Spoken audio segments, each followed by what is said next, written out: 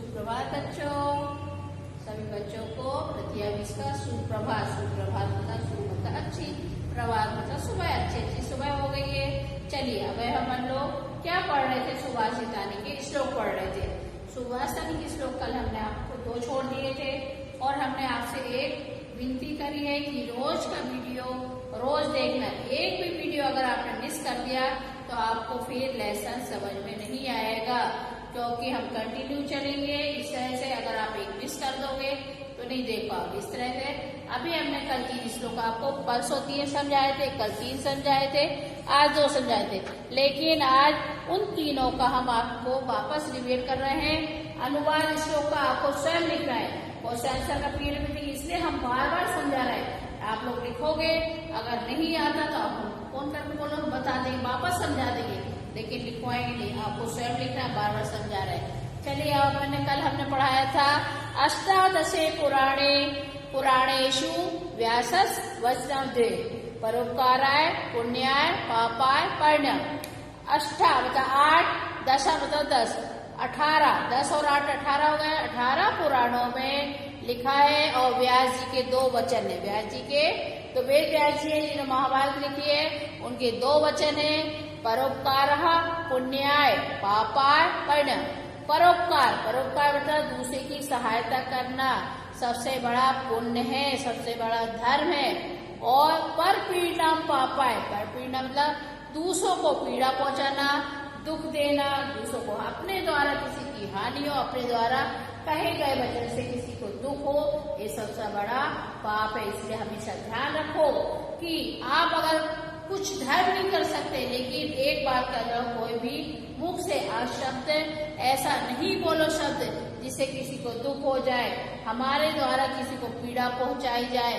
और अगर आप कोई दान को नहीं कर सकते हो तो चुप बैठ जाओ घर में, लेकिन बन जाए दूसरे की जितनी हेल्प बन जाए उतनी करो।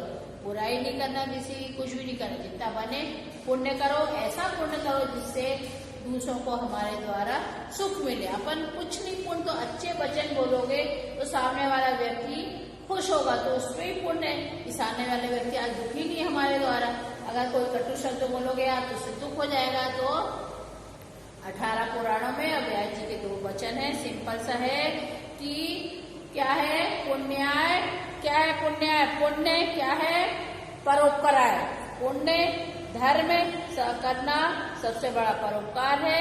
पर पीड़नाय पापाय, दूसरों को पीड़ा पहुंचाना सबसे बड़ा पाप है। सिंपल सा समझ में आ गया। 18 पुराणों में लिखा है, व्यास जी ने 2 वचन लिखा है।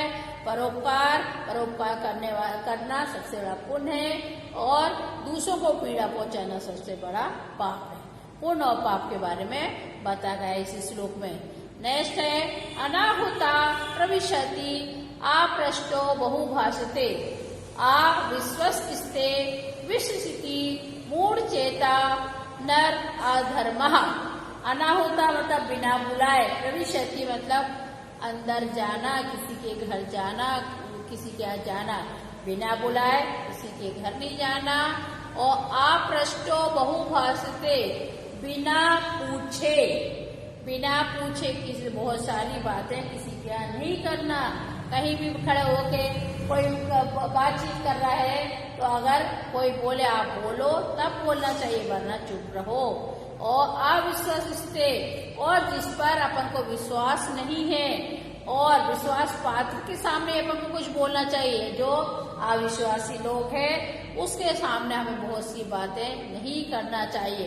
ऐसे करने वाला बिल्कुल मूर्ख होता है, जो बिना पूछे किसी के घर चले गए, बिना बुलाए, जहाँ अपन को बोलना भी नहीं है बहुत बोल रहे, जहाँ अपन को किसी व्यक्ति पे विश्वास भी नहीं है, अविश्वसनीय व्यक्ति है, उसके सामने बहुत सारी बातें करना मूर्खता है। अंडरस्टूड। फिर पुस्तक स्था तु विद्या पर हस्तगतम च विद्या काले समुद्र पन्ने न सा विद्या न तद्धनम। पुस्तक में लिखी गई विद्या, और पुस्तक में विद्या लिखी, श्लोक लिखे, आपने याद नहीं किए, आपने उसका अनुवाद नहीं किया, आपने उसको ग्रहण नहीं करा, तो वह विद्या बेकार है। पुस्तक में लिख दी जाती है, तो उसमें आपको पढ़ना है, अमल करना है, तभी वह विद्या मायने रखती है। और परहस्ता, दूसरों के हाथ में गया हुआ धन, अगर उसने किसी का उपयोग नहीं करा, वह पाप कर रहा, उस धन से शराब पी रहा, जुआ खेल रहा, दूसरों को पीड़ा हो रहा है, वो धन बेकार है। और काल काले सुत्परे, समय आने पर अगर जो अपने पास धन है किसी के काम आ जाए तो वह धन ही सबसे बड़ा धन है। सा विद्या तद्धनम, और विद्या सबसे बड़ा धन है, क्योंकि विद्या ऐसा धन है जो हर जगह समय आने पर काम आती है। कि किसी को कुछ चीज समझ में नहीं आती, अपने पास बुद्धि है, विवेक है, उसके बारे में अपन अच्छा बता दें, वह विद्या सबसे बड़ा धन है। समझ में आया? अब अपन आगे के 2 श्लोक देखो, हमने बोर्ड पर लिखे हुए हैं। देखो 7 वाला, यस्मिन् देशे न सम्मानो न प्रतिमं न बान्धवः न च विद्यागमा कश्चित् वासं तत्र वासतिष्ठत् न कार्यते। इसका पहले मीनिंग देखो। यस्मिन् मतलब जिस, देश मतलब देश है, ना मतलब नहीं, सम्मान मतलब सम्मान, वृत्ति, वृत्ति मतलब जहाँ पे क्या होता है, अपनी कोई जीविका नहीं है, कोई अपन काम ऐसा नहीं कर रहा जिससे अपन को धन मिले। बांधवा मतलब परिवारजन। और नाचा विद्या का, विद्या का कोई साधन नहीं, कश्चित न कोई, वासा मतलब रहना, तत्र मतलब वहां पे कार्य करना। देखो यस्मिन्, जिस देश में हमारा सम्मान नहीं है, जिस देश में जहाँ पर हमारा सम्मान नहीं है, ना प्रतिम, ना हमारे परिवारजन का, वृत्ति मतलब ना ही हमारी जीविका है। जीविका मतलब जैसे हम नौकरी करके कुछ कार्य करके अपना पैसा कमाते, उसको कहते हैं जीविका। और ना मतलब परिवारजन, ना वहाँ पे जीविका है, ना हमारे परिवारजन रह सकते हैं। और विद्यागमा कश्चित, कोई विद्वान भी नहीं है, सभी वहाँ ऐसे तत्र वासम, तत्र वहाँ पर हमें नहीं रहना चाहिए जहाँ पे कोई कार्य नहीं। जिस देश में हमारा सम्मान नहीं है और ना हमारी जीविका है, ना हमारे परिवारजन रह सकते हैं और ना ही विद्या का कोई साधन है, वहाँ पे कोई कार्य भी नहीं होता, वहाँ पे हमें नहीं रहना चाहिए। अंडरस्टूड? सेकेंड, आलस्यम ही मनुष्याणाम शरीरस्थो महारिपु। अब इसको अपन 2 भाग में पढ़ लेंगे, आपको नहीं आएगा। ना अस्तु फिर उद्धम समो बंधु कृत्वा या ना अब सीदति। आलस मतलब आलसी, आलस कोई काम करने की इच्छा। मनुष्य ना मनुष्य, शरीर मतलब शरीर, महारिपु मतलब शत्रु। आलस मनुष्य के शरीर का सबसे बड़ा शत्रु है। आलस मनुष्य के शरीर का सबसे बड़ा शत्रु है।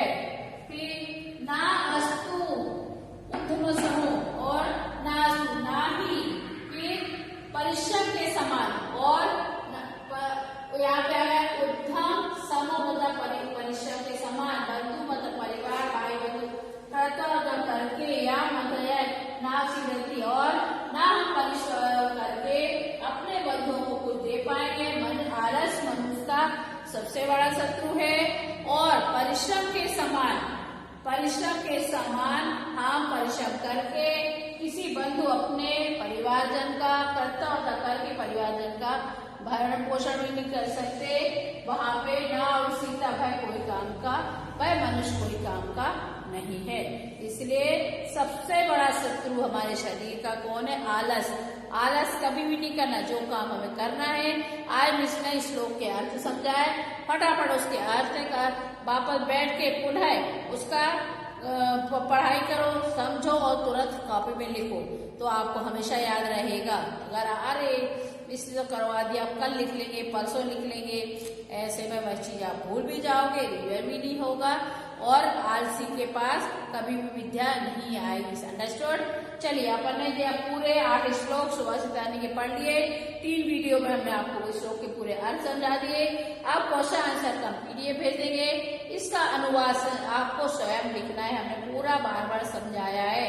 हम देखें आपको लिखना आ रहा कि नहीं आ रहा। वैसे बोर्ड क्लास में हम समझाते थे लिखना है, 6-7 में हम लिखवाते थे, 8th में तो आपको लिखना पड़ेगा। ठीक है, बड़े बच्चे हो गए, ठीक है, इसलिए हमने बार पूरे श्लोक को समझाया। अब देखिए यहाँ पे हम अपने व्याकरण का भी थोड़ा थोड़ा चलते रहेंगे।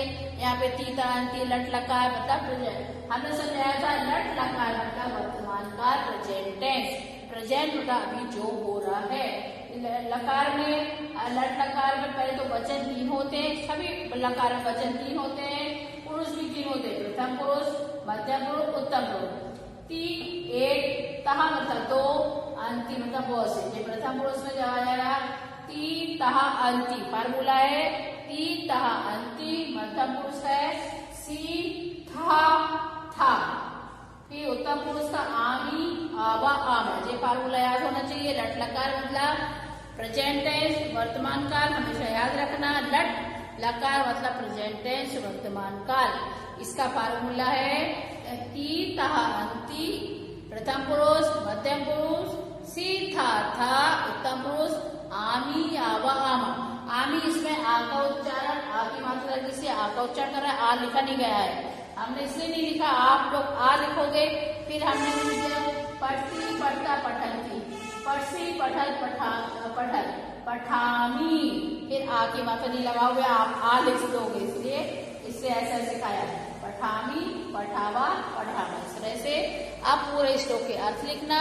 हम क्वेश्चन आंसर बता दें, एक बार क्वेश्चन आंसर समझाते हैं। जैसे सिंहस संस्कारे के न क्रियते, सिंहस का क्या नहीं हुआ था, सिंहस की जगह सिंहस का जाएगा, ना अभिषेको और ने ना संस्कारों क्रियते, उनका अभिषेक भी नहीं हुआ, संस्कार भी नहीं हुआ। ठीक है, जय आंसर।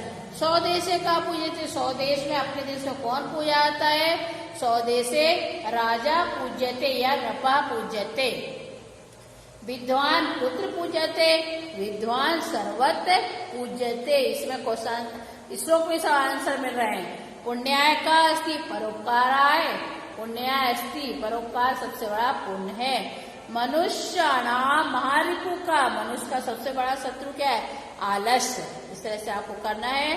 पूर्ण वाक्य उत्तर भी करवाएंगे, तो आप नोटबुक बना लीजिए। पाठ एक के पूरे श्लोक, एक श्लोक लिखना, उसका अर्थ लिखना, दूसरा श्लोक उसका अर्थ पूरा होना चाहिए, नहीं तो 5 अंक आपको कॉपी में नहीं मिलेंगे, हो सकते 10 भी हो, है ना। तो ध्यान से लिखना, सुंदर राइटिंग में लिखना है। जहाँ नहीं आएगा समझ में, वापस हम एक बार बीच और रिवीजन करवा देंगे। ठीक है, ध्यान रहे, अपना ध्यान रखना, परिवार का ध्यान। Bye, thank you.